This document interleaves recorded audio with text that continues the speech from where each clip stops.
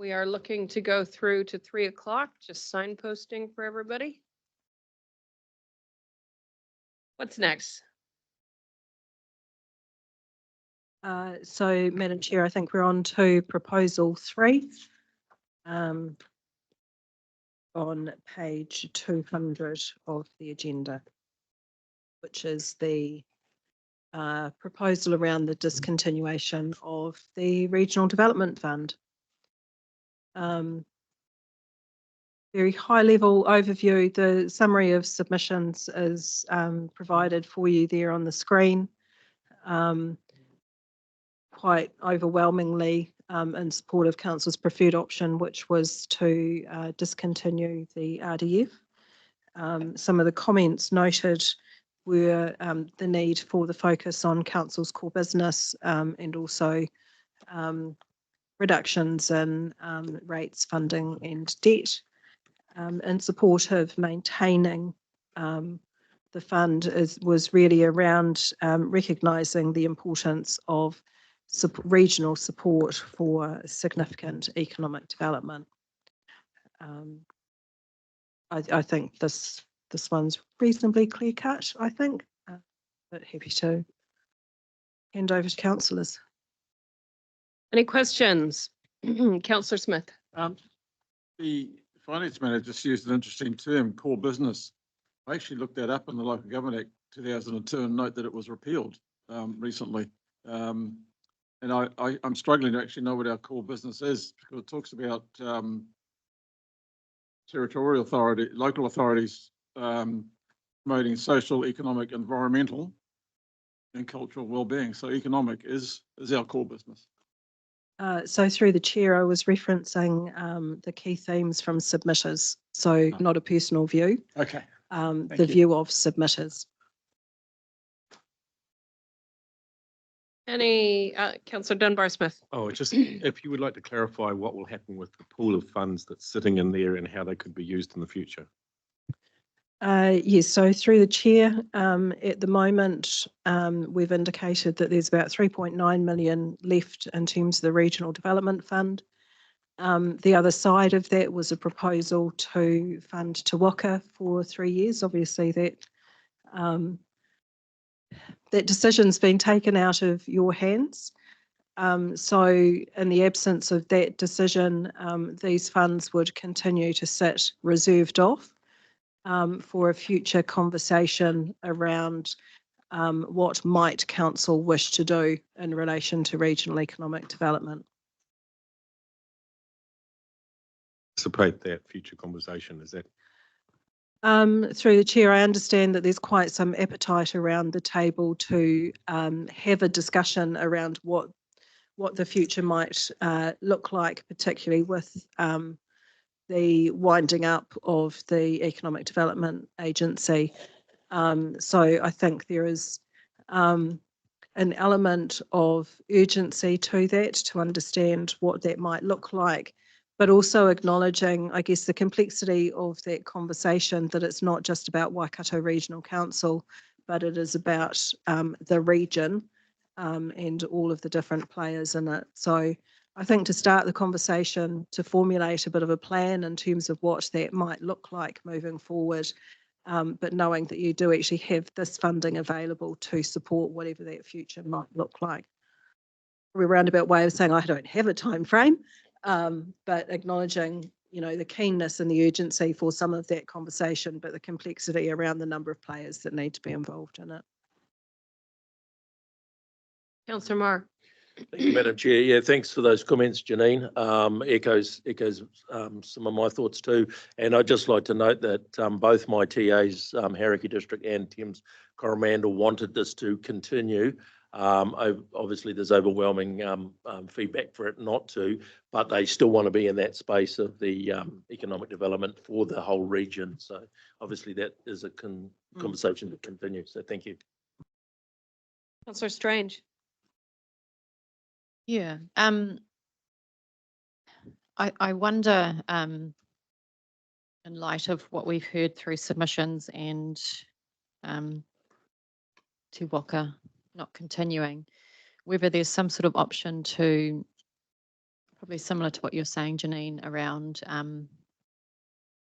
putting a pause on it until we see what's happening within the region. Noting that some submitters did want it to continue in some form. Yeah, just wondering if we close it off, let it recover until such time as we need it. So through the chair, can I just clarify that in terms of close it off and let it recover? So through all of our budget assumptions, because council's preferred option has been to cease the RDF, there is no top up going into that. And that's partly because of the reduction in the investment fund income as well. So that money would just sit there at its current value, pending a subsequent council decision on how it might utilise that, through with the intent of achieving or supporting regional economic development. That, yeah, cool. Councillor Clarkson. Yeah, thank you, Chair. Yeah, I was caught by Te Waka. So my view in relation to the Regional Development Fund was contingent on funding Te Waka.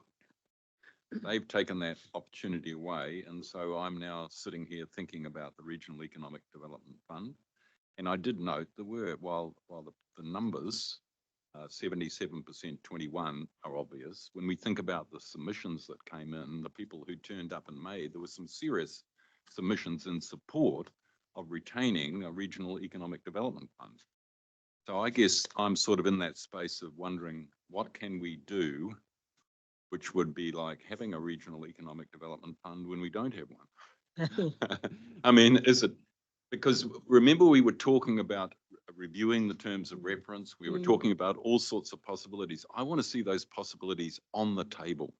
And I think, you know, to be true to the, I guess, the consultation, to some extent, we've been compromised by Te Waka. I was anyway, I don't know about the rest of you. So yeah, I just want to see something, some provision made for some future opportunities around what we currently call the Regional Economic Development Fund and how we might do that. And it sounds to me, Janine, by what you were saying, we're going to have a discussion anyway, so we'll leave it for then. I am just seeing as these two topics, this one and then the next one on page 206 in reference to Te Waka. There's sort of part and parcel, and I just am wondering if it serves this council better to have this as a combined discussion so that we can be really clear on what the different options are, because there's the cease the RDF, there's the ring fence the money, there's the put it on hold, there's the appetite for investment and economic development. What are our mechanisms for doing that? What is the ability to access whatever these funds sitting here are? You know what I mean? I just am thinking they're all kind of together. Yes, they are interconnected. However, the confines of the decisions that you're actually faced with making at the moment through the long-term plan versus that conversation that will come quite rapidly around what does regional economic development activity for the region by the region, not just the regional council, look like.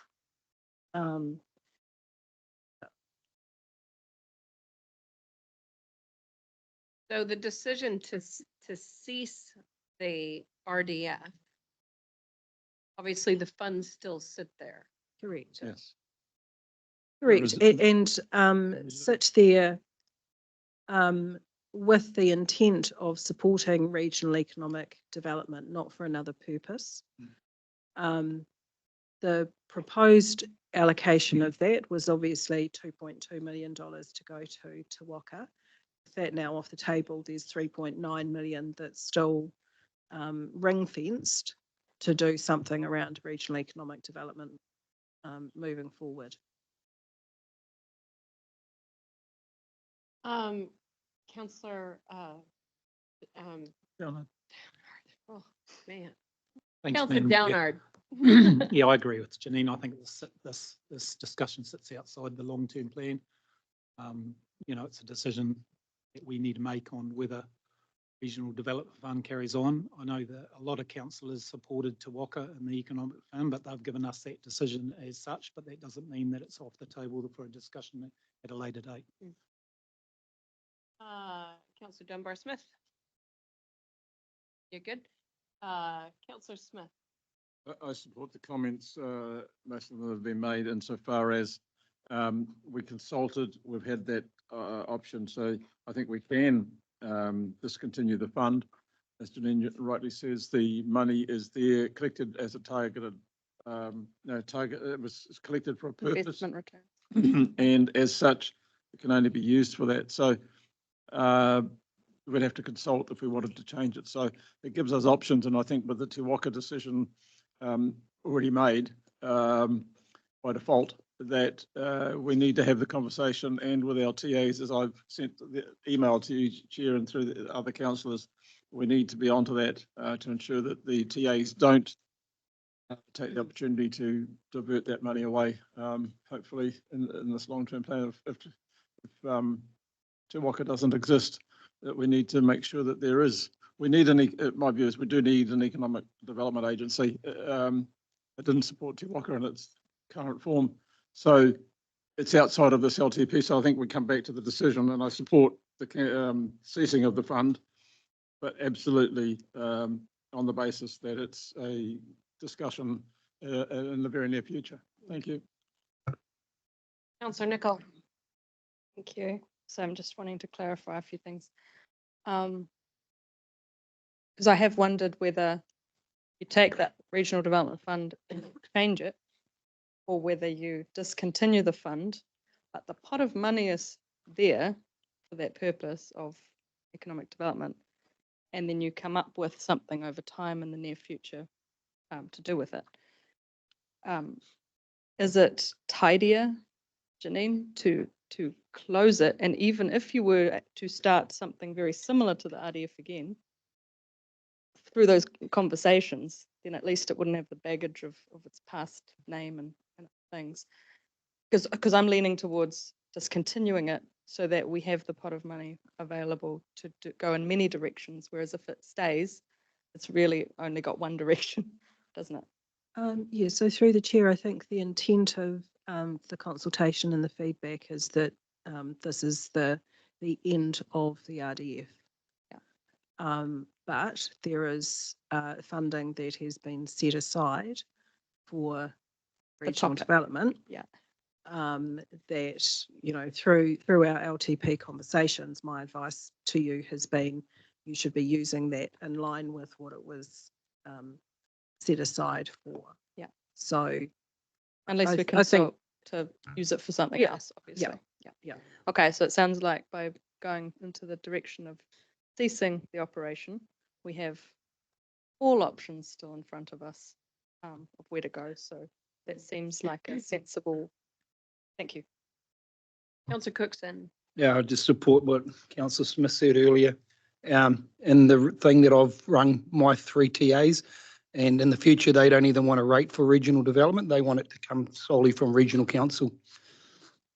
So then it is one voice for the region, and it is then, and have that discussion of the TAs through the mural forum is what I understand of when I've spoken to my mayors. So I support what Councillor Smith has said, but I think we actually, in the future, we're going to have to look at how we regionally rate this and not come out of a fund at all, have a regional rate for it. So thank you. All right, so we've got a recommendation that council proceeds option 1, which is discontinuation of the Regional Development Fund. A straw poll. the description of the option. Yeah. Put what it is, yep. Noted. So straw poll in favor of that, yeah. Councillor Clarkson, is that a? Finished, I've had my say. That's all right. I'm reading that as pretty much everyone in the room. Okay. Yeah, Yes. I'm read somewhere and I can't find it anymore that besides Te Waka that was being funded from here was also Sugarloaf and Screens. So I can't find where I read it anymore. So I'm kind of worried about what happens to Oh. those other two. That funding has already been set Yeah, aside it's all good then. and is committed. It's in partnership agreements. Yep. Right? Yep, all good. Okay. Sweet. Let's go on then to the Te Waka proposal. This is on page 206. What do we need to say? Is there anything that we need to say or we just, yep. The decision's been made for you.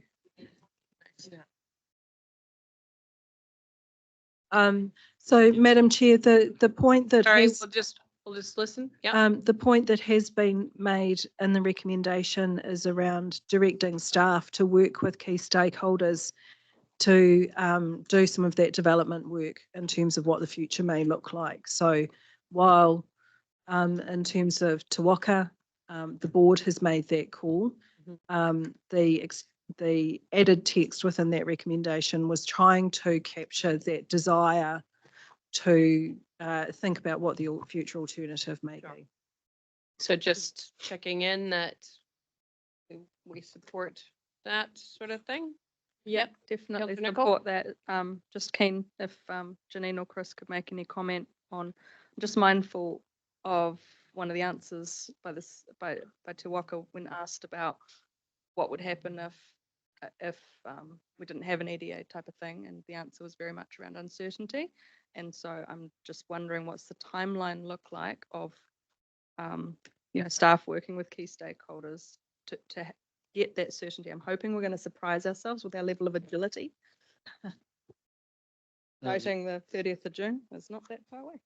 Yeah, so, and of course, Te Waka themselves will continue to wind things down. Yeah. And we'll see what we end up with, whatever that means. But I guess the proposal is we've got a lot of thinking to do about this outside of the LTP. Yeah. We may need to come back and ask council for a bit of funding to help do the strategizing and whatever. It's not in the current work program. Totally But it'll be appreciate that. outside of this process completely. But But we in don't want to stop at pace. I can't give you a timeline right Okay. now. but in the near future. Thanks. Yep. Councillor Dunbar Smith. Yeah, just would that funding quest come back from the RDF money? Example. I think we have to work through those things. That's part of the addition to the recommendation that council directs staff to continue to work with key stakeholders to develop the appropriate structure. Councillor Marr? Yeah, two quick things. One, can we have the remit? The motion. Yeah, the motion, sorry. And then, and secondly, what does continuing over the next, obviously till the end of June with Te Waka look like in the way of staff, et cetera? If we just got one staff member sort of following on their closing up, or just wonder what it looks like? Aaron, are you able to comment on that? Have you discussed with Te Waka?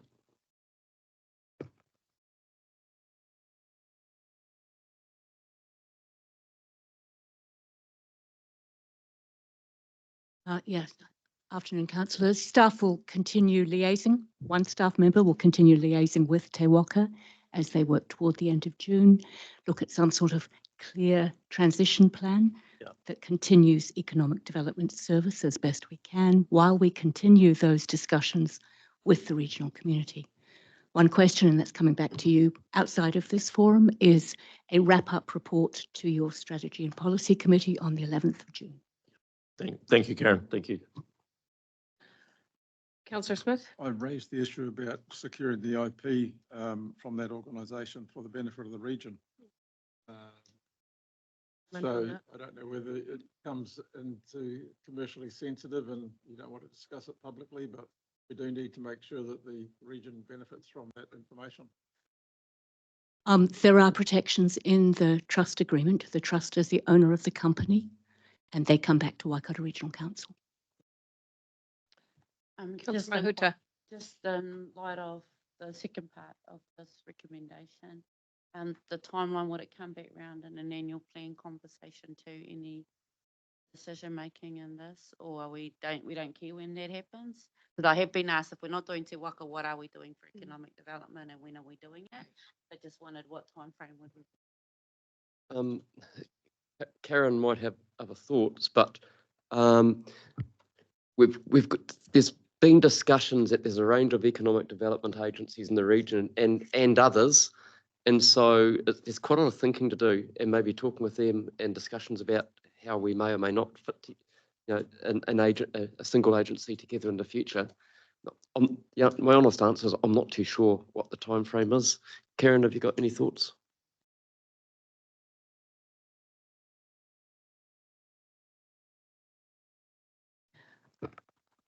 We don't have a clear timeframe mapped out because we do need to have conversations with the business community, with TAs, with our iwi partners and others. And that will determine what does this look like, because we don't want to rush this. We want to actually ensure we speak to as many people as possible and do it well. But our first concern is to ensure continuity of those most essential economic development activities. And so we can certainly report back, and that might be something we do through that report to strategy and policy on the 11th. All right, so overall support for what's, just straw poll again, just, overall support for what's being proposed here? No, I support what's being proposed. I just think we need to bring some discipline to the time frame. Otherwise, we're that authority, and when Fast Track, when they want to build the new mine in Huntly and they say, who's your economic development expert on this? And we don't have one, and we can't form a view, we're useless. All right, so I'm going to move on to proposal 5. Oh, goodness, Jenny. Good gracious.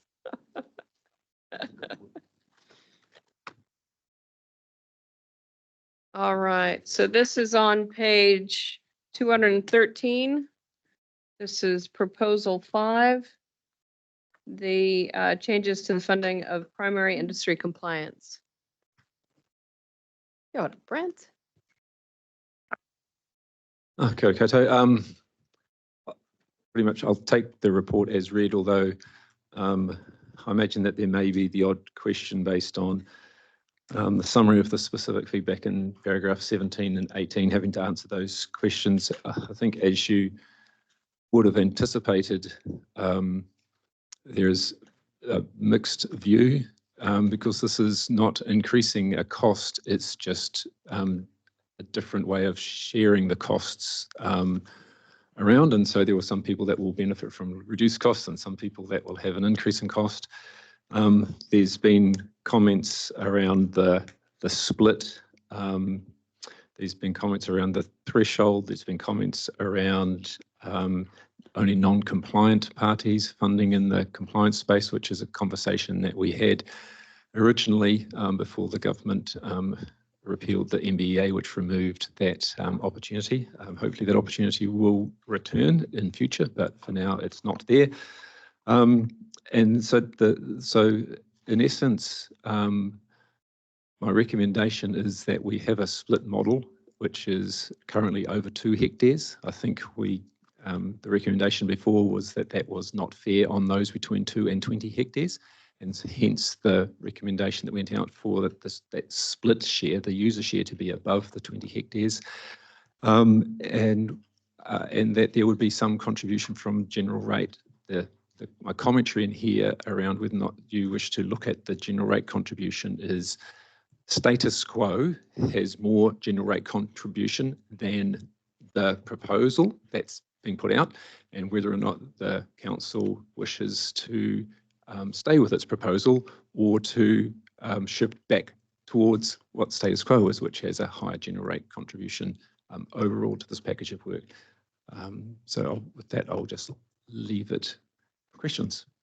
Sorry, though, can you split, because there's 2 matters here, right? Correct. So can you just, So because you bundled all of that into one. Yeah, so if we separate that into 2 things, the compliance monitoring work right now is fully funded by users but by resource users, there's no through targeted rate on every property above 2 hectares. So the proposal that went out, because very little work is done in a proactive sense on properties between 2 and 20 hectares, and the fact that the PC1 is focused above 20 hectares, national direction is focused above 20 hectares, that was a more appropriate threshold for the users proportion. But equally, to bring it in line with the other compliance programs that we have, that there would be a 20% contribution from general rate. So the general rate hasn't contributed to date to our proactive monitoring programs. So it's a general rate gets increased in the proactive monitoring space, but the users portion is for those above 20 hectares and not the 14,000 properties between 20 and 2 hectares. In the PI work, which is effectively the work that we're doing to implement national regulations and implement PC1, which is around catchment context and training and all those things that we're required to do, all the data management around those obligations. It's not the specific compliance monitoring work, it's the work that we do around enabling the delivery of the national and regional direction around farm planning. Currently, that is fully funded from the general rate. And the conversation was, is that appropriate for it to be fully funded from the general rate? The council concluded no and put a proposal for year 1 for that to be 50% general rate, 50% from the properties above 2 hectares, with that transitioning over time to become 20% funded from general rate and 80% from the properties over 20 hectares, to have that in line with our compliance programs, which is 80-20.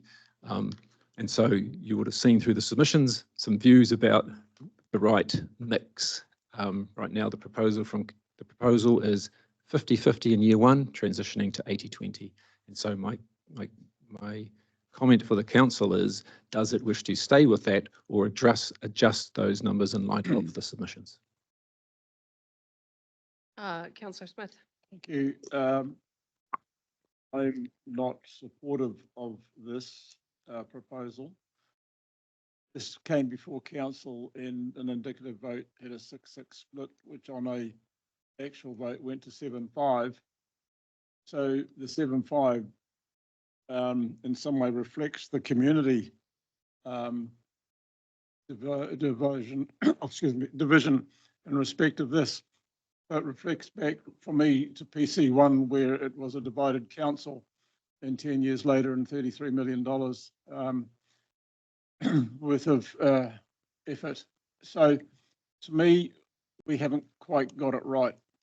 So I would be looking at the status quo for the moment and working with our community to come up with a result that works for all. I have seen examples of poor practices in areas of 2 to 20 hectares and equally seen in 20 hectares plus. Also, at the moment, 2 hectares and above, everyone pays. At the proposal, the 20 hectares or more pay twice through their general rate and the targeted rate. So somewhat double dipping. So I don't think we've got it right. And until I hear a good argument to the contrary, I don't believe I can support it. Thank you. Just to clarify, is that you don't think we've got it right on either the permitted activity monitoring rate or the PI, right? The proposals for either of them. So PI remaining 100% general rate. No, PI is 100% general rated.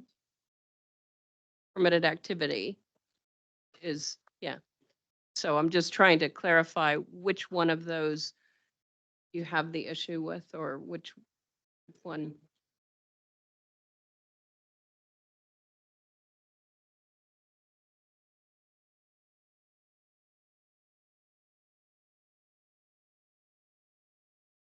Councillor Kneebone. Question and a comment, a couple of questions. So Brent, can you confirm, to the best of my knowledge, there's no other commercial activity, i.e. farming, factories, meatworks, Fonterras, municipal, that has, or municipal's a bit different, that has 100% of their work to help them comply with their obligations funded by the general rate. Makes sense? So you're referring to the pie. Yeah, yeah, pie. So agriculture is an outlier. Am I correct?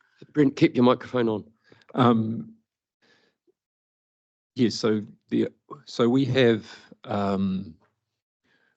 work programs which you'll call we call it the information and advice work program that you'll have seen, which provides the opportunity for us to respond to customers' questions about their regulatory obligations. It's a small amount of time, which accumulates up over staff. If you've got 50, 60 staff and everybody has sort of 40 or 50 hours a year where they can then work with customers to help them out with things. So that's generic, but that's available to everybody. That's generic across the board to provide for customer responses. So the specific answer to your question around compliance, we have a policy around our compliance programs, which is that they are 80% funded from the resource user. And so our consenting and compliance functions, not our enforcement functions, because you can't charge for that stuff, but our consenting and compliance monitoring functions are 80% user, 20% generate. Yeah. So I guess where I'm going, I'm really struggling to see why we should continue 100% general rate funding this activity. I mean, look, I'm a farmer, so I'm kicking myself effectively, but I just don't get it. And I think the only bit that I think you didn't mention, Brent, when we were talking about the current model with I get mixed up with the two, is that under the old system where it was 2 hectares and above, the dairy sector drove 99% of the work. Yeah, so that'll pick up on one of the comments that Noel said earlier. Remember, this is our proactive monitoring. And so our proactive monitoring is dominated by the dairy sector and in the forestry sector. Interestingly, in the forestry sector, because the way the government has written the new rules, in the forestry sector, we can actually recover some of our costs. So that's our proactive monitoring. We absolutely monitor below 20 hectare properties through our reactive monitoring, through our complaint response. But that's not the focus of the proactive, which is this is what this team is funded for, is for monitoring the highest priority permitted activity rules in the plan. So I guess the point is I'm just struggling to see why we shouldn't treat agriculture any different to any other commercial entity. And acknowledging that, I still think the 3-year transition is the right way to do it. No rating mechanism is perfect, and if we put this off again and try to go out to the community, because if a lot of the submissions I read said, hey, don't do this, we don't like it, but no one gave us a credible alternative. To me, that was really clear, eh? And that's because it's hard. It's not straightforward, eh? Every rating mechanism is a compromise. So I guess what I'm saying is that I think the preferred option to support the changes is the way to go, but I absolutely acknowledge it's not perfect, but I'm struggling to see how we can get it better. I really am, yeah. And postponing it to go and have a discussion with the community, I just don't think is going to deliver us results. Because I didn't see a lot in the submissions that put up credible alternatives that were workable. A lot of them said, hey, just stop doing it. Well, that's not credible. We can't, so. I really think that when we're discussing this, we need to deal with these separately, because they are separate proposals and the status quo of them is different. And so we need to focus on both of those. I think that, a number of the conversations that I have had with constituents, they didn't understand what was being proposed here. And I think we saw that in the Fed's submission when they were asked to provide some clarification and were unable to do that. And it concerns me, because if there was that lack of clarity for that organization, it supports a number of the conversations I had with constituents who didn't understand it, but then what is it? It was explained to them. Sure, nobody wants to pay more rates, I guarantee you that. But they go, oh, well, I can't think of a different way to do that. So I do think that as we're talking about this, let's treat these separately because we could make different decisions on them in this process. Sure. So in terms of the permitted activity monitoring, I think rating those 2 hectare properties is just not sustainable going forward. Yeah, well, it's been too distorted for too long. Acknowledge that the new proposal's still got some distortion to it, but it's a lot less distortion than what we had. In terms of, I forget the terminology, how we describe the second part. Pie. Yeah, the Pie. primary industry stuff. I support the proposed changes. I just don't think there's any justification for lumping all of that onto the general ratepayer. I just don't see how that's fair on Hamilton City and all the various other urban, yeah, but particularly those smaller urban centres such as Hauraki, Waitomo, all the various Coromandel communities that are struggling to have enough scale to fund their own infrastructure requirements with regards to wastewater. So why should we lump agriculture on top of them as well, you know? All right, I've got, just speaking order, I've got Dunbar, Smith, Downard, Nickel, Graff, Smith again, and Cookson. Ben. Okay. So I just want to clarify, we're talking about the issue that's sitting here now is a new primary industry rate to be assessed against properties 20 hectares or greater. Oh, there's two different rates here. That's the statement in the executive summary. That's what they're proposing. And it will cost $275 in 2024, increasing to $376. So that's what the option is. We're either supporting that or we're not supporting that. And we're split basically 51 to 48, 49. Now, But we could separate them out, could we not? well, that was not the question that was asked in the submissions. There was only one question asked.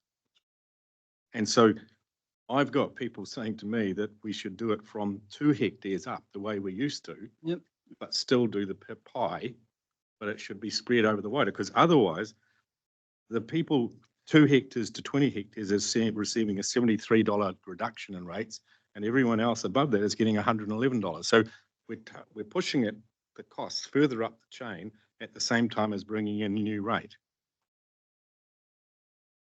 So through the chair, the intention of this was to consolidate into one new rate of primary industry compliance. So that would replace what used to be the permitted activity monitoring rate. That would be no more, and it would fold into it the primary industry engagement funding. And the rate increases over time as you move from that 50-50 to an 80-20 around the primary industry engagement. Around the primary industry engagement. Yeah. But the part that was the permitted activity. So permitted activity monitoring goes 80-20 straight off the bat. But the area properties, it would only apply to 20 hectares and above as opposed, so there's a group of properties, I think 14,000-ish, the number that were between 2 and 20 that would no longer be charged the $73 that was the permitted activity monitoring rate. Yep.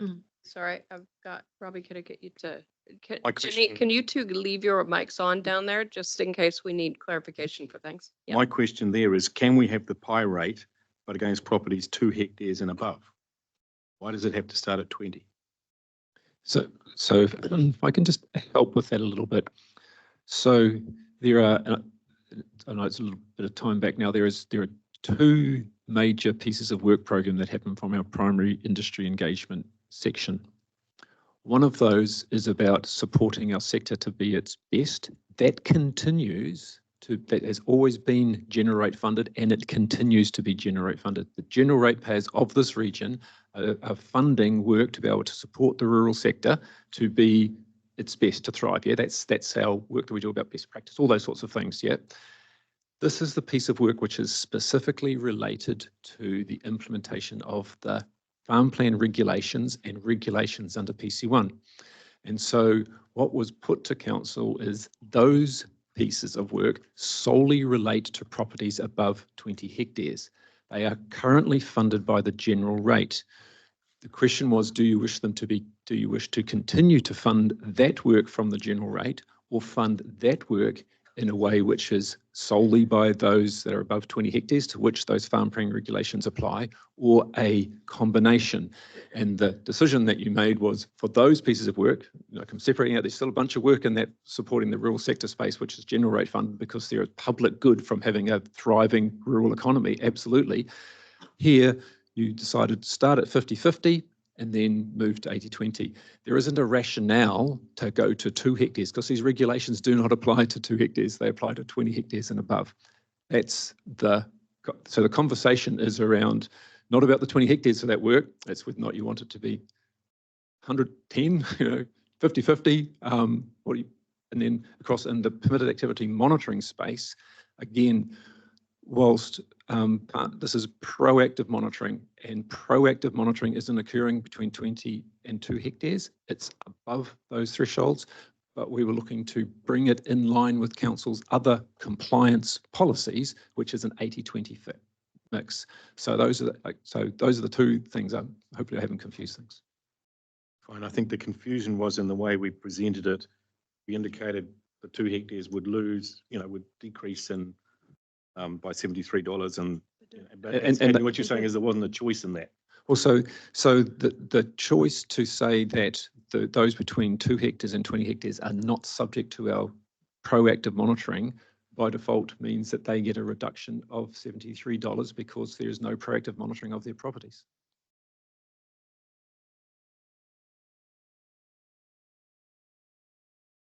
Downward. Thank you, Robbie. So Thank you, just Madam speaking Chair. order, I've Yep. got Councillor Downard, Nicol, Graff, Smith, Cookson. Downard. We had a real robust and vigorous workshop over this, and I just about had to lend Brent my Superman suit because he was under attack. But yeah, to me, this is common sense. We can only decide on what's gone out to the ratepayers in the long-term plan, and that's up there right now. So I'm going to support option 1.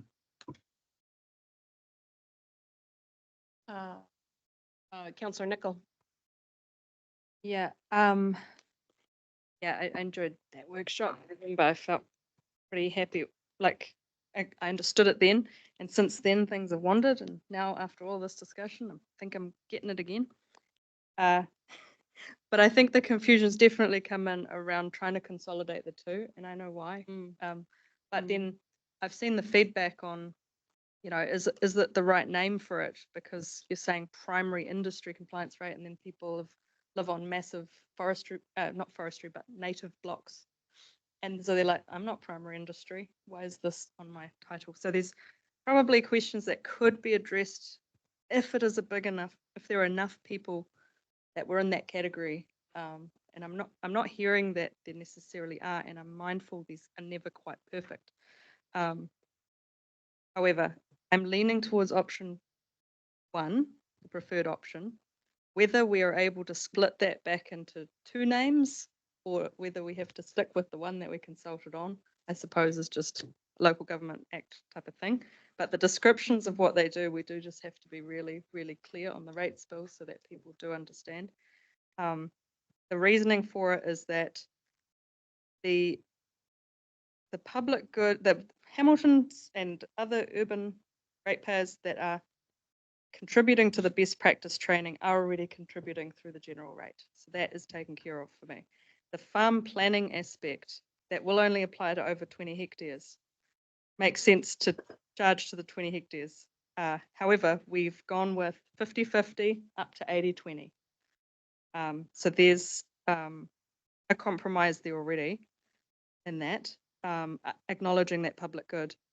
The permitted activity monitoring aspect, I understand from Brent multiple times, the proactive stuff is on above 20 hectares. And I agree with Councillor Kneebone.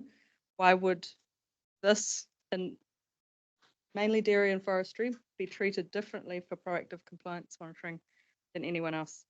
So option one it is for me at this point in time, unless I hear something vastly different. But I did wonder about the naming and everything Can we else. get a comment on that? Since we've gone out bundled, but there seems to have been some confusion about the two separate aspects of it. Can you unbundle them? What's the rules? Do the same Yes, thing, you, but yes, you unbundle? could, but you're assessing then two rates against exactly the same people. Yeah. So Who may understand it better than. Yeah. Can we or- name or it else- something different yes. so that it is clearer? Yep. I mean, I think Consider Wendy that. can speak to the challenge of trying to come up with a name Flash for- name for a rate. for this. We can certainly change that. We can certainly look at what information we provide around what the rate funds when we're sending out our rates invoices to make that clearer. We could separate it, but my challenge is probably then you're actually assessing two rates on exactly the same properties on exactly the same basis. Yeah. As opposed to actually bundling it together. But I think it's worth exploring, but overall, I think, Councillor Graff. Thank you. Thank you, Councillor Cookson.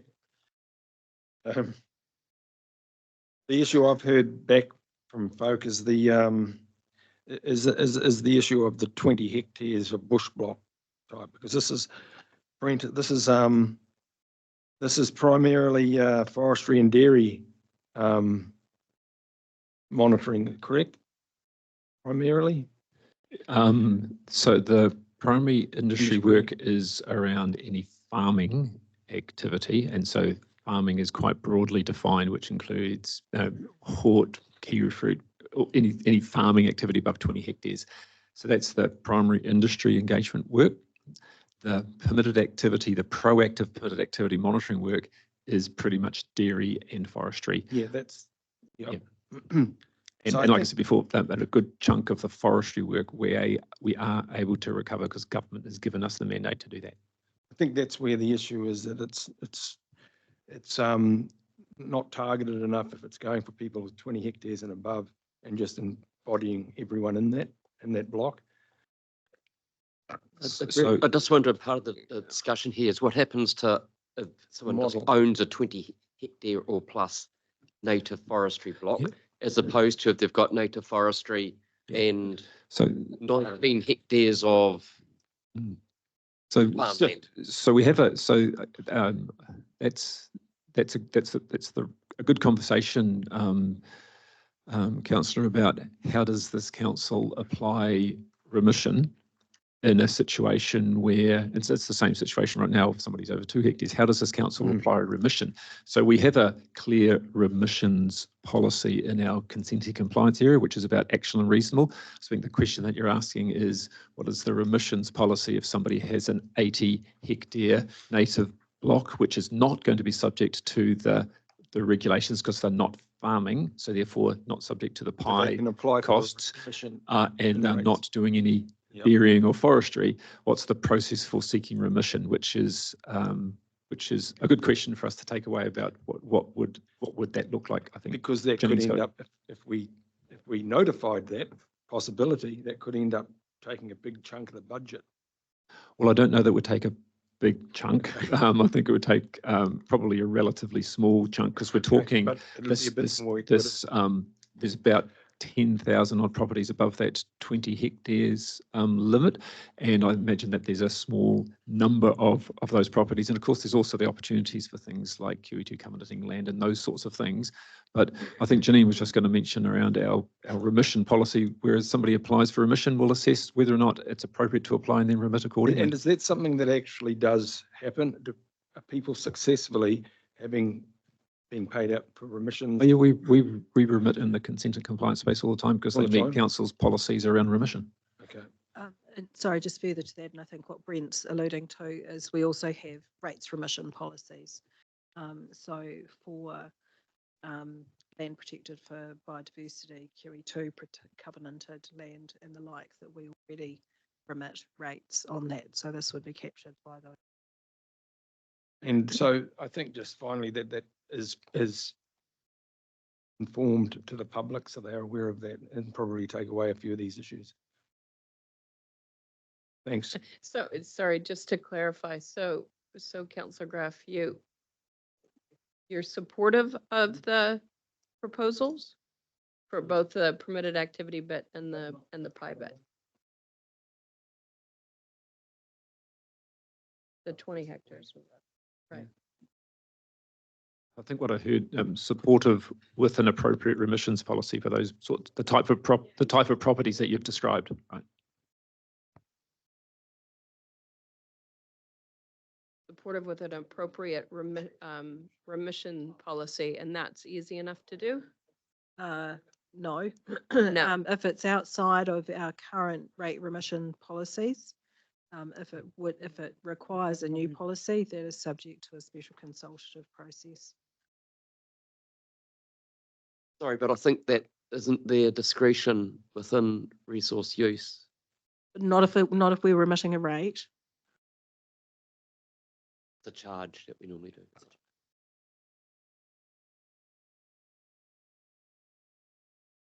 All right, Councillor Smith. Yeah, and thank you for raising it, Clyde, because this is the issue that I want to raise. I had several people from the Coromandel contact me who had blocks of 20 hectares or more entirely in a bush or 1 hectare of vegetables or whatever they use for them sustaining. So my concern is that the rates remission policy, as I believe to be correct, does not cover this situation at all. And while there may be not that many, we need to ensure that there's not an unintended consequence. And that's really what I'm worried about with this policy. Secondly, Brent, you've talked about forestry and dairying. Horticulture, sheep and beef, there's some large properties, large commercial growers who are not the subject of your proactive forestry and dairying. Again, the unintended consequence here of capturing everybody, it's easy for council, but is it really targeting the issue? So I think before we put this in place, we cannot penalise people who have native blocks or large tracts of land that are mainly native, because we are disincentivising them. And it's contrary to what I believe the intent of this policy or rate is. So to go out to have to do a consultative process to change it, then why are we doing it? We should have done that at the same time and anticipated this, maybe. I guess status quo has all of those parties that have a native block between 2 hectares and 20 hectares funding this rate. So I hear the challenge. Sorry, say that again. so The current one. The current policy on permitted activity monitoring goes out to all properties above 2 hectares. It doesn't look at, so there are 10,000 of those that are paying a $70 rate. I get the sense, there's a sense that I'm advocating for something. I'm kind of not. What I want to be able to do is I want to make sure that this issue is in front so that when an external party questions me about why are they being charged this rate, I in good faith can say this was a matter that was fully considered by our governors.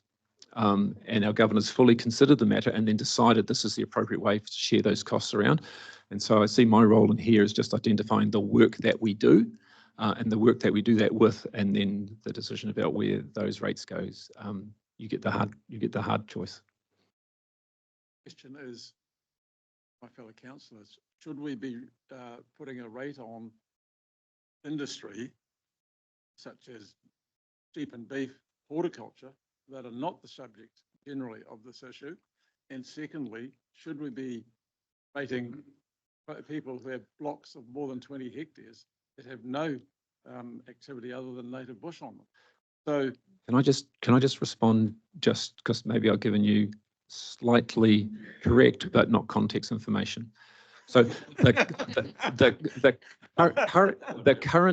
current situation is that our permitted activity monitoring focuses on dairy and the forestry.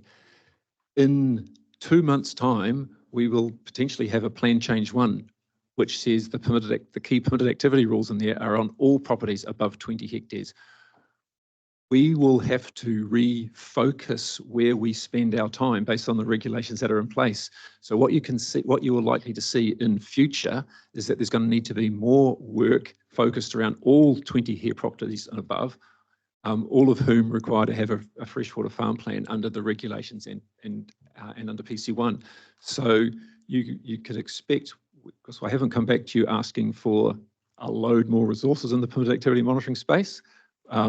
We have been focusing on the regional plan rules as they currently stand, which is the focus, which is around dairy. As we move forward, we're going to have to focus on what the rules are that sit in front of us, and the new rules that are coming in front of us is going to be all properties above 20 hectares. Hence the commentary that if that's where our focus of permitted activity monitoring will be, we should have funding from the properties above 20 hectares. Hopefully that helps a little bit about the past and what the future is looking like. So Madam Chair, the issue then is that under farm plans, there are certain costs that will be levied against the landowner who is submitting a farm plan, not only to whether they do it themselves or to an external consultant. There will be costs for the auditing and the likes. So if that regime is there in the farm planning regime, why is regional council needing to ask for some more money? Because that's double dipping. So like I said, I haven't asked for more resources. It's about I'll stop talking now because it sounds like I'm advocating. It's just about where do you wish to fund the resources that we're going to be spending in that space. I'm frustrated. All right, I've got Councillor Cookson. Oh, finally got there. Gee, thank you, Madam Chair. So, so this is per title. This rate. This rate is per title. Must be. You'd be, I guess. Yeah. So. Yes, you are. Because it's in 5 titles. It's per property, isn't it? So what then do you do with the properties that are like 20 hectare or less titles that can operate without outside of it then? Because there's a few dairy farms that are that way. So that doesn't include into that. I've got 2 properties that most probably won't need to pay towards it because they'll be 3 18 hectare blocks. So you've just missed the whole capture, and that's a tatua farm. That's highly productive, doing 1,300 milk solids per hectare. Not going to pay any monitoring at all. So I think the imperfection of the so I think this system. system is flawed.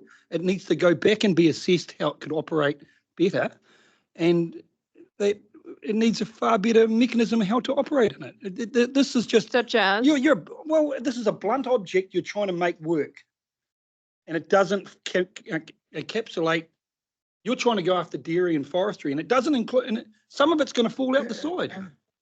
No. Well, it is because you said it's it's monitoring. It's after forestry and dairy. You guys have all said that. I don't know how many times today I've heard you say forestry and dairy, forestry and dairy, forestry and dairy. How many times would you do like want to repeat it in provide the some room? clarity?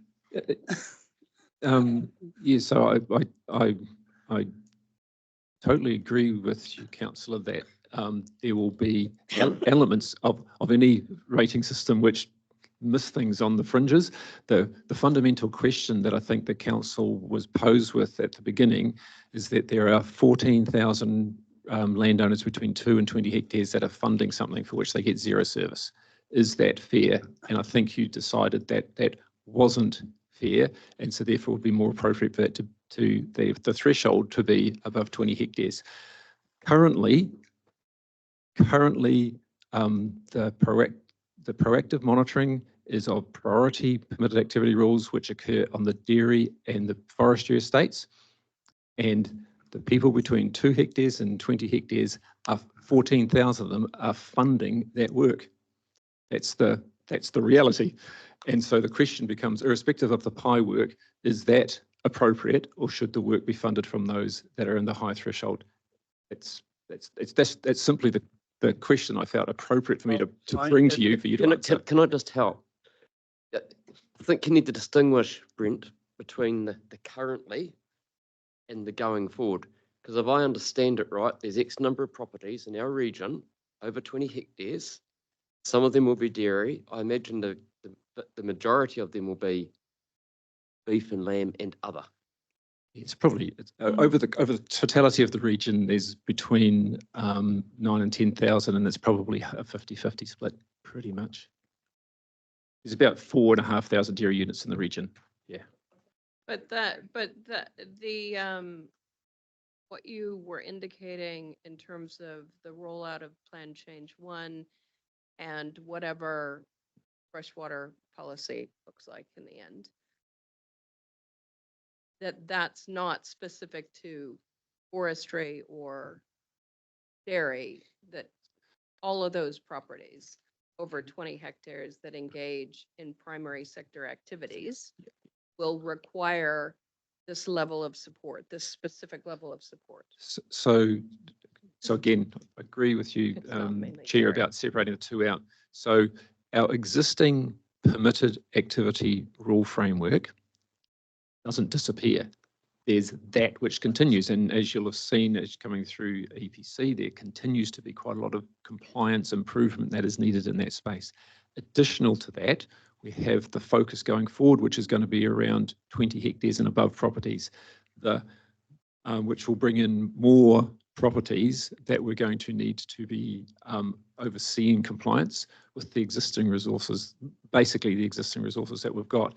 So you'll find that in the first tranche, 1,500 new farm plans in the Waipa catchment, a lot of that's going to be dry stock.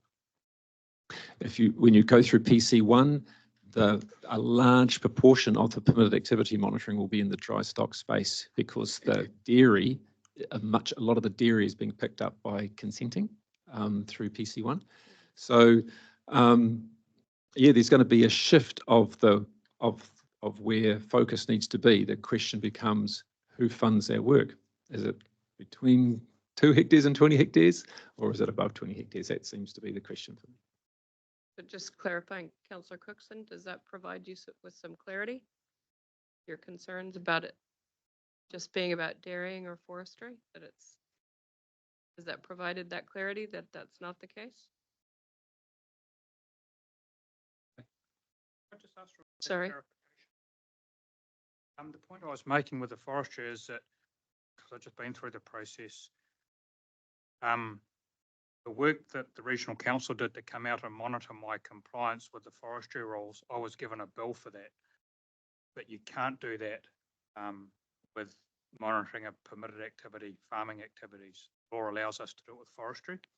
Yes, I was just given a bill of, actually I was given a bill of about $1,500, and I had a grumble about it, and I got it down to about $1,000. But that's the difference I was trying to articulate, Rob.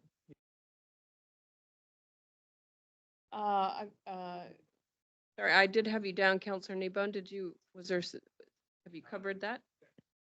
You good? Councillor Marr.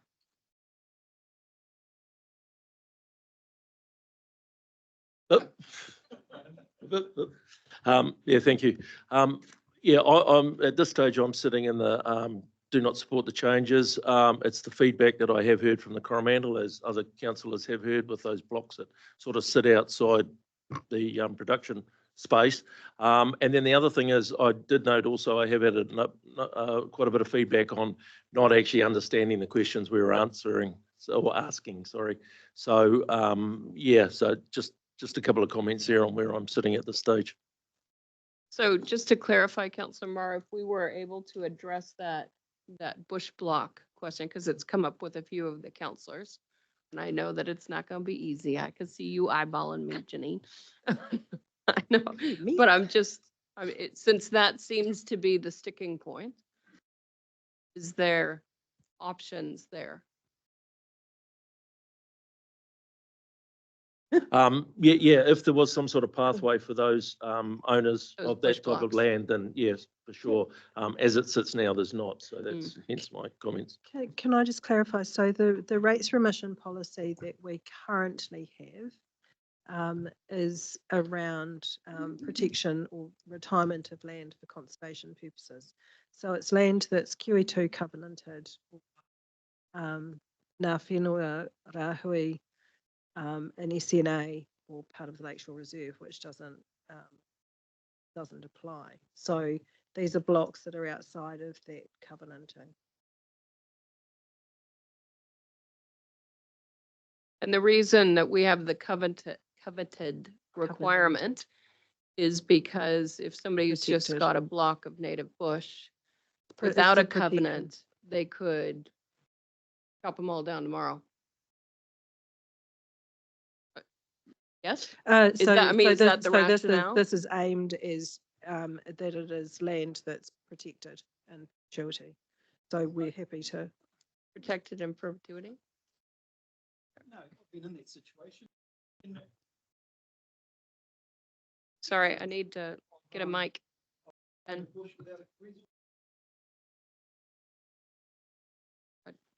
The rule. It's fine for it, so I know the rule. So it wasn't, sorry, my comment So wasn't any around any that. bush area should be allowed to be exempt as long as it's protected, that it's not going to be cut down. So the counterpoint to then allowing a remission on all of that is that that's a reduction in revenue or an increase in cost that has to be paid somewhere by else. someone else. At the end of the day, if you give with one hand, take with the other, it all balances out somewhere. Councillor Dunbar-Smith.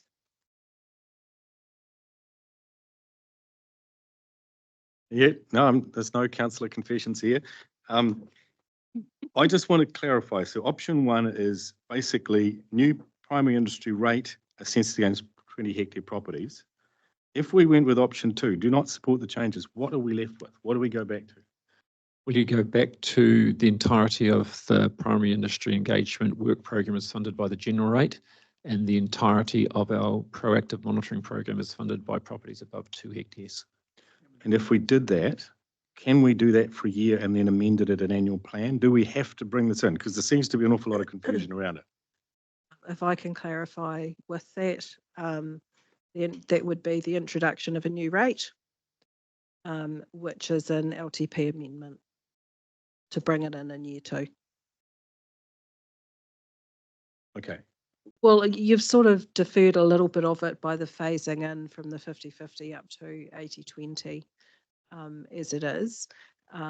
If you don't signal the establishment of this rate in the LTP, then to do that at a later date is an amendment. That was one of the key points that I'd noted for you at the beginning of the day. Not Yes. saying you can't do it at all, but there's just a process. But you to do it through a special consultative process as part of the annual plan, don't you? It's more than just an annual plan. It is an amendment to the long-term plan, which there is more work associated. It is subject to an audit. There's just more complexity and cost associated with an LTP amendment than an annual plan. I'm just concerned there's confusion amongst us as well. So yeah. Thank you. Councillor Graff. Yeah. I think Ben just covered it really. Just what does it mean not to support the changes? That just means you've got a new bit of work you've got coming in, and you've got to address that.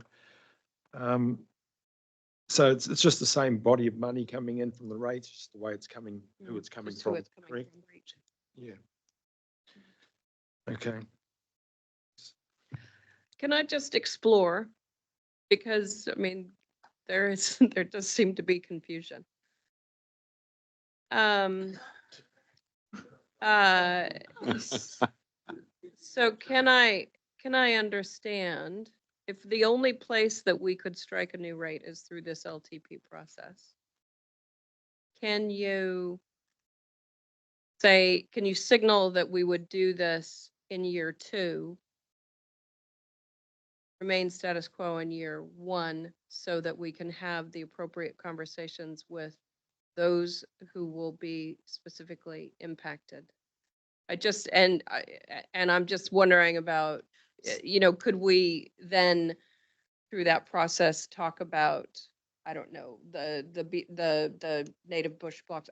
I'm just saying, can You we, still. because we've gone out. Yeah. Um, So to do that, to have something to include in the LTP, you still need to determine on what basis it's going to be included in the LTP. Because while the dollars are the same, they sit in different places in terms of who's paying within what we disclose in the LTP. And so we'd need to signal something in that regard. all right. I do, sorry, I've got, what do I have? I have Nicole, Clarkson, Kneebone. Nicole.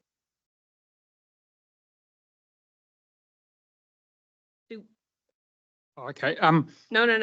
I've got Nicole, Clarkson, Chair. and then you. Yeah. Yeah. I think while there are things that have come up on both parts of the bell curve around very big forestry blocks, which perhaps we could fix through a rebate, should we find through a memo that there are a significant number of properties, or it can't be done through our current processes, that we could sort that at the end of year 1 through a change to the policy, the rebate policy, as part of the annual plan process potentially. Before this has been phased to 80-20 anyway, so it's a change to make things more fair. There might be a few properties negatively impacted for a short time and then we change the rebate policy should it be necessary. And then on the 18 hectare blocks and those types of scenarios, I'm comfortable with the fact that there is that 20% of general rate that covers all of that, even down to 2 hectares or whatever else it is. That's why there's a bit of a split. I'm going to leave it at that actually. Councillor Clarkson. Yeah, so I generally support the rate as currently framed, and I think the answers we had from Brent shows the amount of and depth of thinking that went into it. But one aspect that I'm concerned about too, but I just want to ask the fundamental question, what does it take to change a rates remission policy? Surely that's not a big deal. Can't you come up with a new rates remission policy, which then addresses the issue of people who have large landscapes covered in native bush? And this is a critical signal that this council needs to give to those owners that actually we are interested in people who are looking after their bush. And okay, they may not have it as a covenant, and I understand that's in the remission thing at the moment, but there are some problems with that too, because different district councils have their own rates remission policies, which have different size thresholds than the one that we are now talking about. So I'm just wondering, why can't we just have an update of the rates remission policy? The Local Government Act requires consultation and review on the. Well, consult. So I think that was my comment. Is it's not that it can't be done, but it does need to go through a special consultative process. Yeah. Of course, we're consulting in Yes, the we next are. annual plan anyways because of PT and Yes, we stuff, are. depending on We how are. decisions go. But so we're and already. Yes, so we will be doing Potentially. that anyway. And just to clarify, sorry. Sorry, I was just going to say off the back of Councillor Nichols' commentary, the other policy that we do have, and we have used it as a bit of a stopgap previously, it was around the hardship remission, to be fair, is there is a general remission policy which gives me discretion to remit rates where they don't necessarily create a precedent for other situations. The way that we had used that as an interim measure around the hardship remission coming out of COVID was effectively a report to council to put some parameters around a remission that would be granted under that policy effectively. So council's guiding my action in approving something under that. Well, first, thanks. I obviously didn't hear you give the answer you did earlier. Sorry about that. But I also wanted to point out that while QE2 covenant and Ngā Whenua Rahu and all the rest are ways of statutory protection, that there is still a requirement, as far as I know, pretty well every district council in the region, if you do vegetation clearance, you actually do need a consent to clear. And I think the thresholds also may vary in different district councils in our region, but you do need a consent in order to clear native vegetation. So could you have a remissions policy that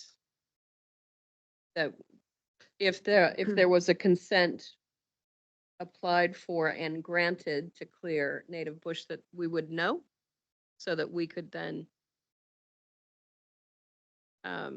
remove the remission, I guess?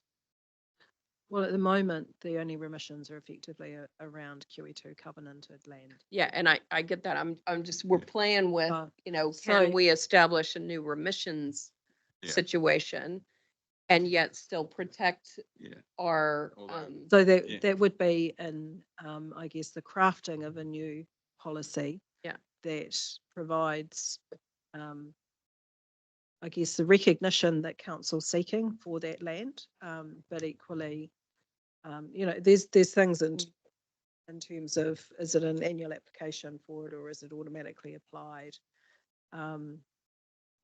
Those sorts of things in terms of how the remission actually works. Anyway, I think those can be worked through. That's the point. I Yeah. think we need, honestly, I think this is on the right track and we've just got this one big fly in the ointment that we need to do something about. Councillor Nebo. Yeah, look, I think we should explore the remissions thing. I don't think it's going to be a fast process. There's quite a few fishhooks there, and the one that I think's a real fishhook is having to apply every year. If you're talking about a farm in the King Country with a couple hundred acres of native, they shouldn't have to apply every year. So there's a whole bunch of stuff I think we should look at. I think farm plan requirement is going to be potentially a good mechanism to put around that to help us define what's grazed and what isn't, and that could be a really good way to keep track of it as well. So, but I do think we should keep moving with this. If we postpone this until we've got a better emissions policy in place, I think we're just continuing to kick the can down the road. And let's be honest, the vast majority of PA ratepayers have had no idea how distorted and unfair the system is. So anything has got to be better than what we've had. And just FYI, and right from the day I joined this council, we've talked about it every annual plan and every long-term plan, and there's been a complete acknowledgement of how crude it is, for want of a better word, So we've got to make some changes, So I still support progressing on, but let's put the remissions policy on the table for a closer inspection. Okay. Now, I had encouraged us at the start of this particular item to be looking at this as the two components of it, the permitted activity monitoring bit and the primary industry engagement bit. So the permitted activity component is moving from targeted rate 2 hectares and above to targeted rate 20 hectares and above, funding 80% of it, 20% general. So just thinking about that, and I get a straw poll on whether there is support for that approach. No, I'm trying to get a gauge of where the underlying issue might be with this. That's why I'm doing it this way. So just looking at the permitted activity monitoring, moving to an 80-20 split at the 20 hectare level. So support.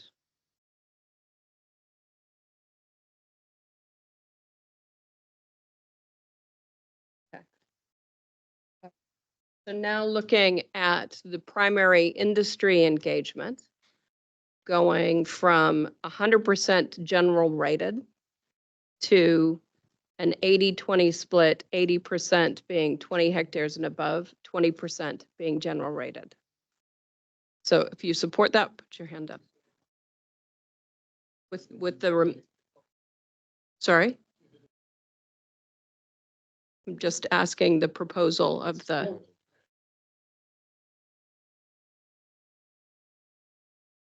So, so all, the point that Councillor Nibon is making is that all targeted rates, if you pay general rates as well as you pay your targeted rates. This is the primary industry engagement. So Second part. this of is the second part of the primary industry, right? So this is the primary industry engagement. Currently, it is 100% general rated. This proposal moves it to 20% general rated, 80% being funded through a targeted rate, 20 hectares and above. But I am going to note that there has been an expressed desire for us to potentially look at some remissions work we could do around the native forestry Madam Chair, blocks. the proposal was to start at 50%. Oh, start at and then 50/50, move to- right, yeah. starting at 50/50, moving to 80%. So can I get hands up if you support that?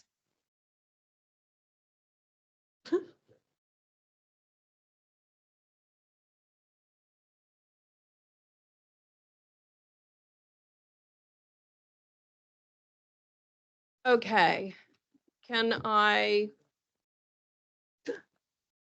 we now move to, what's our next one? Other. Other. 220. Other. 220. 220.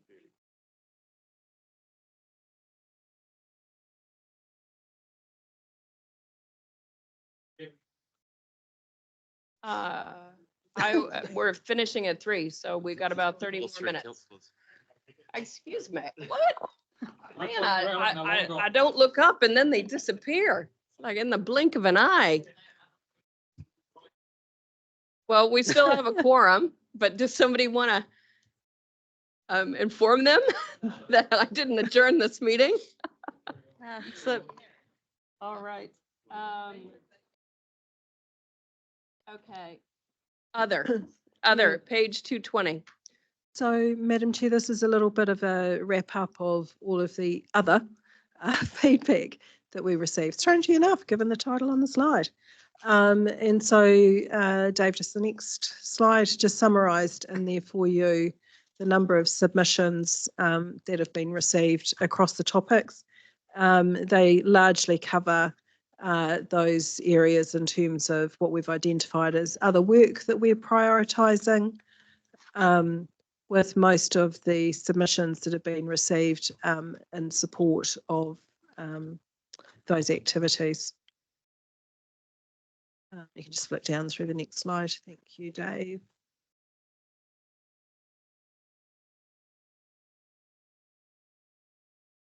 So just noting those, the next area that I've just called out, there was the Te Kowhai stormwater management issue that we received a number of submissions on. The report provides some feedback in terms of the situation with that community, but also, I guess, around the roles and responsibilities between ourselves and Waikato District Council, with Waikato District needing to be the lead agency. Noting continue to engage with people in that community around revised levels of service, but being mindful of any precedent that a change there may create for other areas that are subject to land use change and intensification, and moving from a rural drainage level of service to something more aligned with the new land use.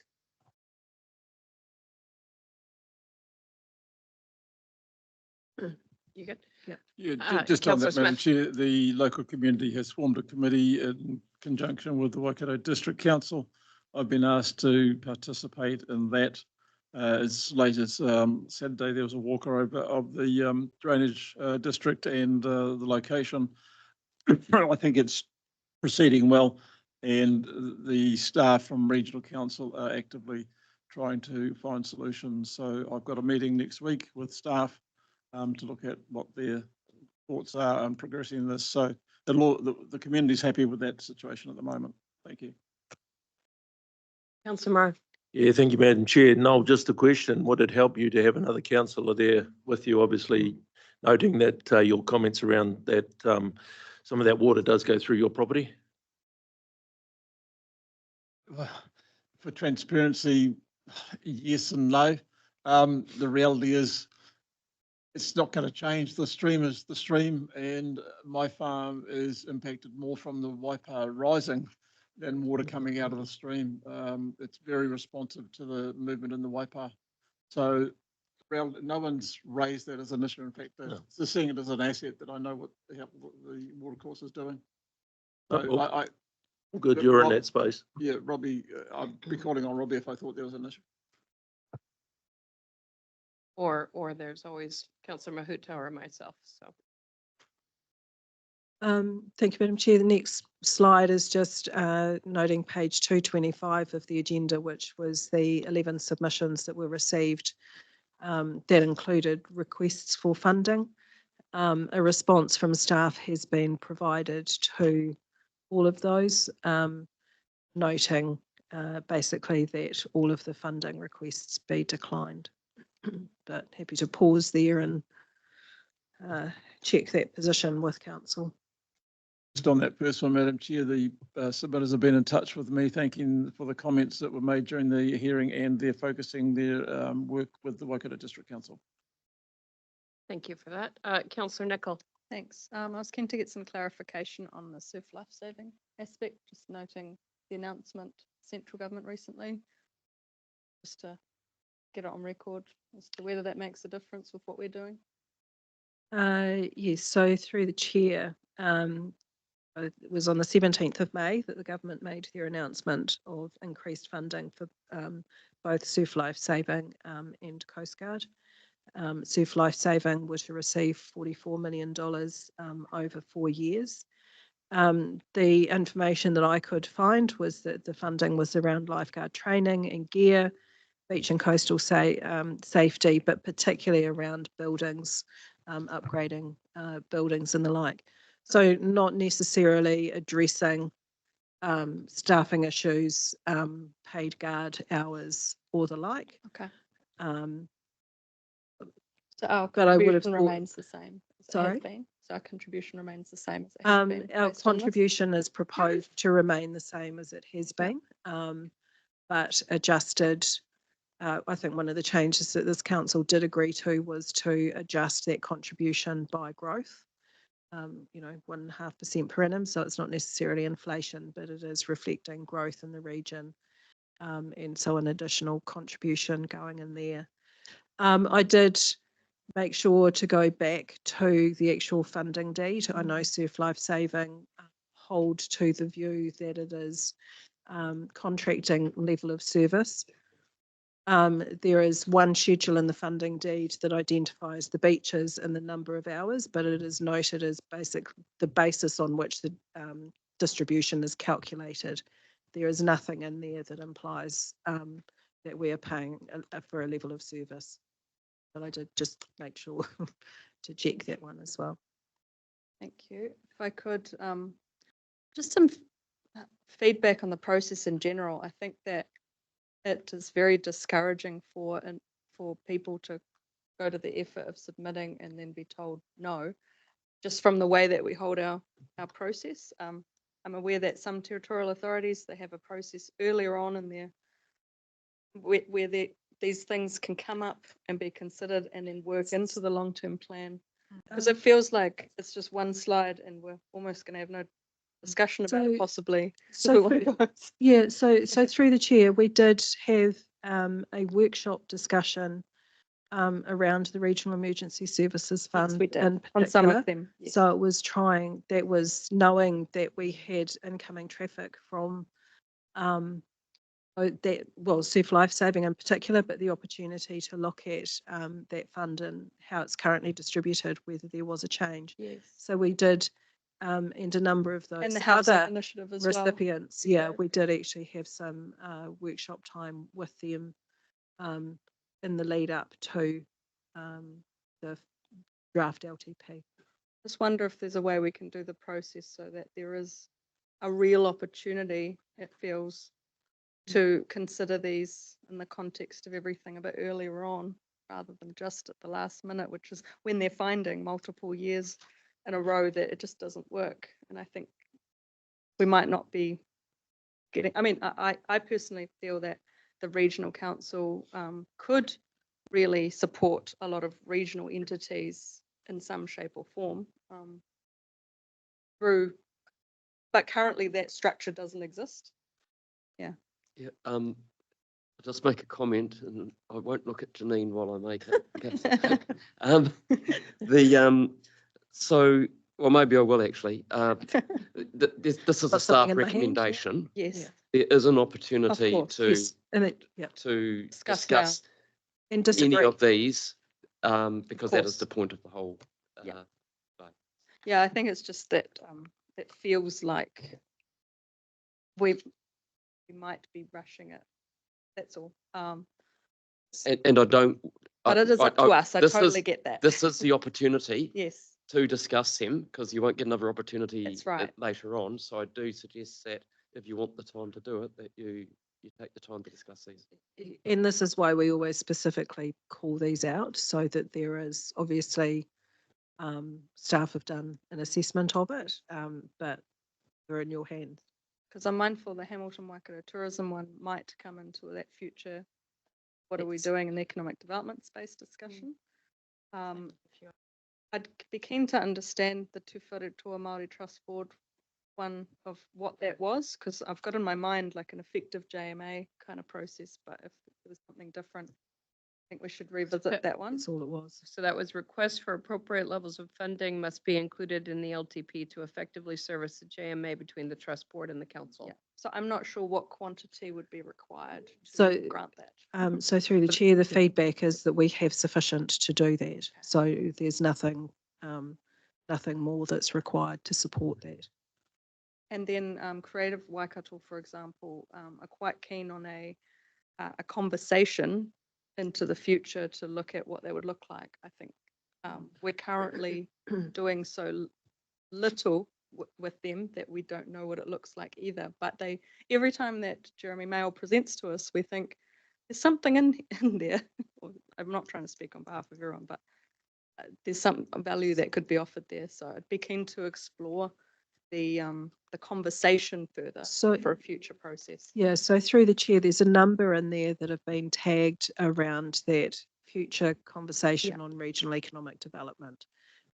Because I think if we all think back to the bigger picture, the diagram that I think Te Waka had presented with all of the different agencies that are doing things that support regional economic development, a number of these entities were on them. With an opportunity to revisit that landscape, I think these conversations actually fall into that process. Yeah, keen for somebody else to have a chat on this slide of. So there's just one which you raised, and the Waikato Housing Initiative, because we did have a pre-decision by council to not fund it, even before we got to the ability to make the decision here. And I'm not sure how that stands for us to even be able to consider this in the LTP discussion, given they've come forward.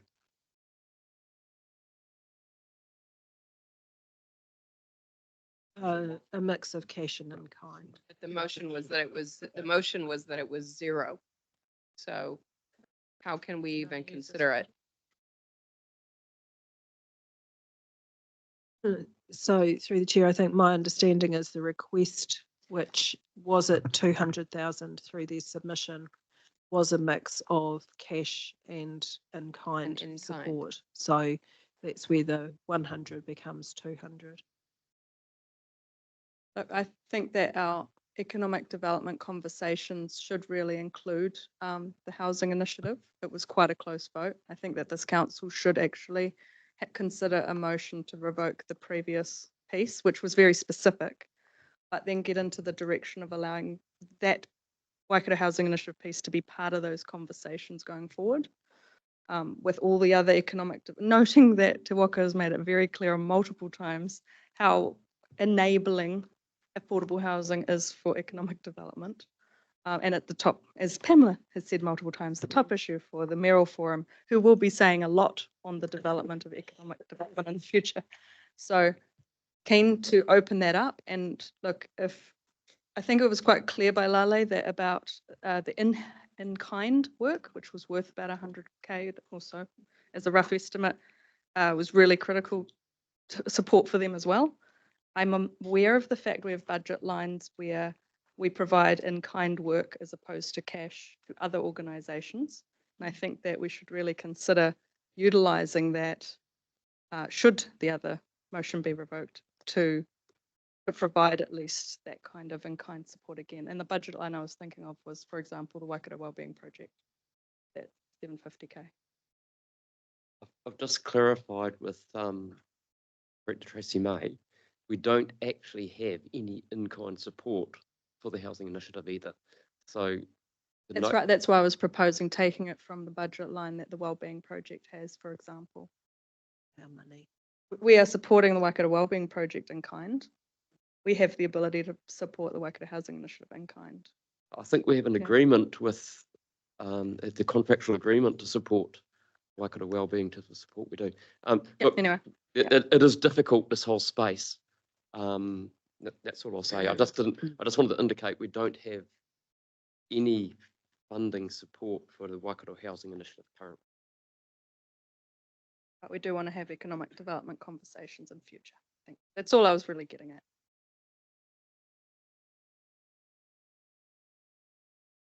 Just out of interest, given that we are wanting to progress regional conversations around economic development, if those conversations clearly indicated that housing was a significant contributor to economic development, is that the opportunity? When we make that later, when we have that later conversation and make the later decision around how we as an organization might facilitate. Yep. We could talk about it then. Yeah. Okay, great. Okay. All right, I've got Councillor Strange, Councillor Mahuta, and then Councillor Smith. Councillor Strange. Yeah, thank you. Yeah, probably just to continue along the same lines as Councillor Nicol.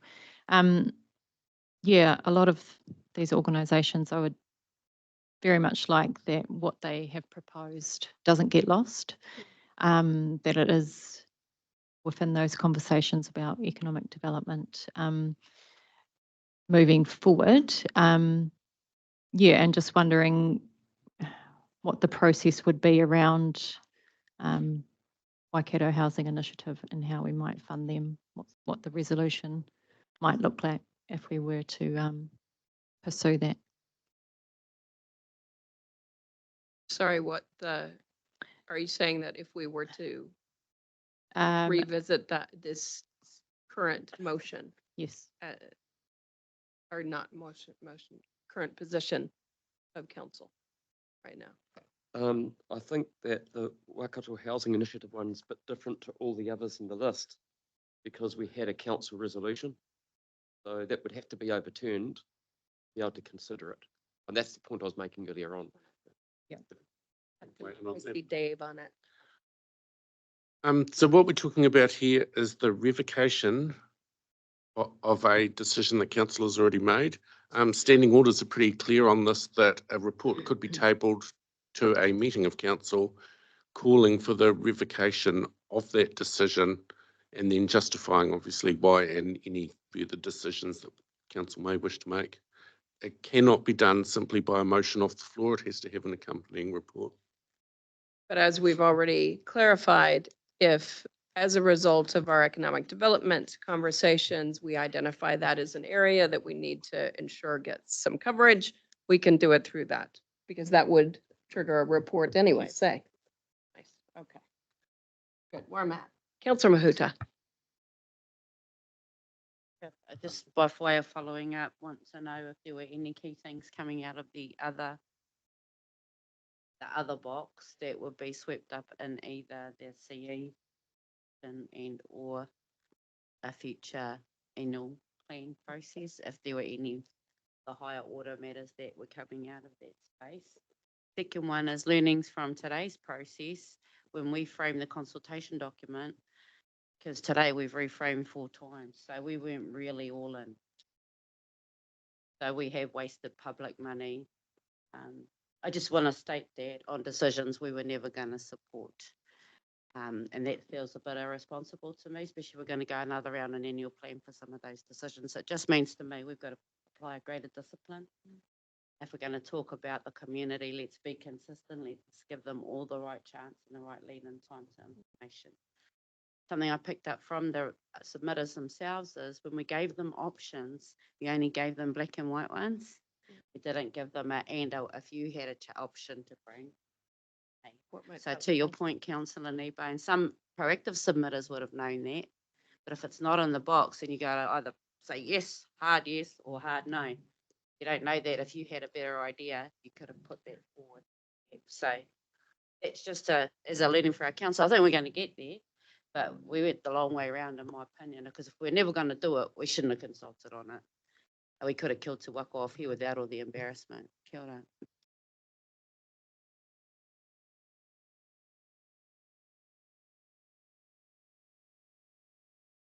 Councillor Smith. Thank you. Just echoing some of the points made by Councillor Nicol. This is an issue about submitters coming in and raising new issues or regurgitating previous issues and essentially getting to council and council saying, well, we've got no money, we don't want to put the rates up higher than we indicated, so no. It was something that I found quite distressing, if to use that word, in my former life at the district council. And I challenged what the hell the point was of actually allowing people to come in and submit when we weren't going to do it anyway, which is your point. And I found the process that we did through the blueprint where we went and asked what the community aspirations were. And then we fed the long-term plan based on those aspirations of the community. So where I'm coming to is to overcome this issue, we should be looking at the appropriate ones here and signaling to the community that if they want us to consider anything in the process, getting it in the long-term plan proposal is the key to actually having this matter, their matter considered properly. Because in my experience, and this is the 6th LTP, anyone who comes in with an idea that isn't supported in the LTP really, if ever, gets funded. So we're just ticking a box basically, and that's no personal criticism of any particular council law. So the issue there is, if we want to do better, we should address that early rather than later. Thank you. Councillor Nebo. Yeah, look, I acknowledge that, and to me, it's a bit of a chicken and egg thing because this is the only opportunity we give to the public to come in and talk to us, and vice versa. And in the days when we had to consult every year, was when the first, I don't know, I've lost track of time, first 6 years, we did every LTP and every annual plan. It was like an annual pilgrimage. And we stopped it because it was so blooming expensive in terms of all the documentation we had to provide. But one of the good things was that we did get in front of people a lot more. I still don't have an issue with us, as Jen has said, noting a lot of this stuff and making sure we do have a bit of a conversation about it at some point in the next 12 months. And because not all of them have to be done immediately. I mean, the planetary accounting one, as I see, that's something we could, you probably would want to spend a bit of time having a think about as well. All that sort of stuff, you know. So yeah, I'm not convinced that we should try and set up a mechanism to deal with all these things straight away, if that makes sense. But Councillor Hughes. Madam Chair, look, a number of these were subject to workshops as we went through towards the long-term plan. And personally, I think that's the right way to deal with these, because at that time, we've then got a chance to talk to the people individually. There's not a lot of pressure on time. When you come to your long-term plans submissions, people have got a very short time frame to do their submission. I know we're not sitting around here to try and waste everybody's time, but if people have got an application for funding, then maybe we need to set some time aside before the long-term plan process to hear those submissions and give it due consideration at that time, so that when we get to this point in time, it's basically a done deal and we can move on with consideration and signing off on the long-term plans. Yeah, it's similar to what Noel said. Councillor Nicol. Yeah, I just wanted to share an idea that came up as I was reading the submissions and really trying to grapple with these regional entities that want the regional council to fund them, so they don't have to go around 12 times. And I'm acknowledging this is not something we can do right now because it's outside, but the idea was that if you had, and this is built upon my knowledge of the Strategic Partners Forum, which we've had in the past as part of the Waikato Plan. And I've talked about this briefly with the two people who chaired the forum, which were Community Waikato, Holly Snake, and Jeremy Mail from Creative Waikato. And they had previously had similar thoughts. So it's not too out there, but a bit ground truth. But having a regional strategic partners type pot of money where the Strategic Partners Forum, of which to be a part of, you have to meet certain criteria to be a regional entity and so forth, would work out amongst themselves how they contribute towards our strategic direction and how the funding split is even made up. So those entities would get together and say, 100 grand for you, 200 grand for you, and do a lot of that collaborating that they might need to do in order to even get a piece of the pie themselves. That could go and be presented to the mayoral forum to get a real good scrutiny of whether it meets all parts of our region, which is often an issue. And then that mayoral forum could let us know that regional council could go and approve that kind of budget to be purposed in that way. But it takes a lot of the thinking all the way down to the community groups and gets a lot of the scrutiny from the mayoral forum as well as ourselves. So just wanted to put it out there as something to consider for the future. All right. Hey, thank you, everyone. I did say that we would be calling it at 3, so we won't continue on to the next item, which is the chief executive submission. We will Yeah, start. so on so that Madam Chair, there's just tomorrow. a few more things in terms of the chief executive submission, the Motu Karaka supplementary water take and the Waikato Tainui settlement lands. And those were all of the topics in terms of the agenda. Great. All right. We're going to So- get finished tomorrow, Madam Chair. Absolutely. Absolutely. All right, so let's everybody come tomorrow with that sort of mindset. See her through. Before we go, could we just thank Janine for surviving and Surviving, thriving yes. during this process? Popping her cold drills back Everyone there. else doesn't get sick. Yes, sorry, do you need to? Do we have to start at 8:30 with that briefing? Because, it's the briefing on Sugarloaf and that. Or delay it to, to 9 o'clock, half an hour should be enough, shouldn't it? Not an hour? Can we, first of all, can we just close this meeting and then we'll come back to that? Or sorry, adjourn. Thank you, Mr. Democracy. So we'll adjourn this meeting and we will reconvene this meeting tomorrow morning at 9:30. All right, so we'll declare, wait a minute, can I get a Karakia to? We do it at the end of the day today, or right now? Yeah. So we'll do like. You do it once? All right, we're gonna have Dave do our closing Karakia for the day. Go ahead, Dave. Inihia mai te ura tapanui, kia wātia, kia māma. Tinako, ti tinana, ti hininaro, e te ara takatu, koia rā e rongo, aki kia ronga, kia tina, tina, homie hui tai kia. All right, meeting adjourned at 2:58 p.m. Just making sure we're